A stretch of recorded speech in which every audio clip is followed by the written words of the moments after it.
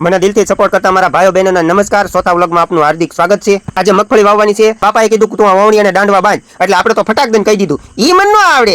એટલે મારા ભાગમાં આવ્યું કામ દાણાને પટ મારવાનું. તો ટાટાનું અમે 3 વર્ષથી મારીએ છીએ. ફૂગ અને મુંડા આનાથી એકદમ ઓછા લાગે છે અને ઘણી વખત તો લાગતા પણ નથી. ખૂબ સારી કંપનીનું છે. અમે 3 વર્ષથી આનો અનુભવ કરીએ છીએ. તો આપણે હાથ પણ લાલ કરી દીધા છે અને દાણાને એકદમ લાલ છટાક બનાવી દીધા, જેથી કરીને કોઈ મુંડો એસી ન લાગે. હવે આપણા બળદ પણ એકદમ વાવવા માટે સીધો સાહ કરવા માટે તૈયાર થઈ ગયા. આપણે બળદથી વાવવાની ગણતરી નથી, પણ એક વખત આ સીધો સાહ ભાઈ કરી દે એટલે આપણું ટ્રેક્ટર રાખ્યા કરવું, કારણ કે આપણો સાહ તો સીધો થતો નથી. તેમ 2 દી પહેલા જોયો હશે.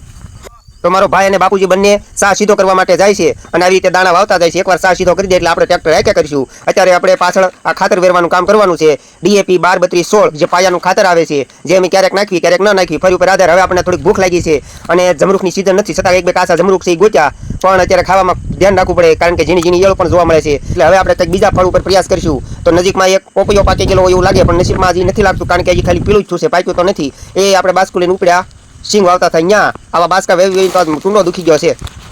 હવે તો શેઢો આવે તો સારું, બહુ વજન વાળું છે. તો હવે ફાઇનલી આપણે વાત કરી લઈએ એમ ટ્રેક્ટરથી વવરાવાનું છે. તો ટ્રેક્ટર પણ આવી ગયું છે અને તમે જોઈ શકો છો એનાથી સરસ મજાનું ફટાફટ કામ થઈ જાય છે. એટલે આપણે છૂટા. તો ભાઈ આવી રીતે 22 નંબર મગફળીનું વાવેતર પૂર્ણ થયેલું છે અને અમે પણ હવે હાવ નવરા છે. મગફળી ઉગશે ત્યારે બતાડી કેટલા સીધા સાચા છે. મિત્રો આશા રાખું છું કે તમને મારા બ્લોગમાં મજા આવતી છે. હજી નવા છે એટલે કદાચ મારે ઘણો બધો સુધારો પણ કરવાનો હોય છે. તો મિત્રો થોડી સલાહ સૂચનો આપતા રહેશો. હું બને એટલું તમને સરસ મજાનું મનોરંજન મળી રહે તે માટેના મારા પ્રયત્નો હોય છે. અસ્તુ, જય હિન્દ, વંદે માતરમ.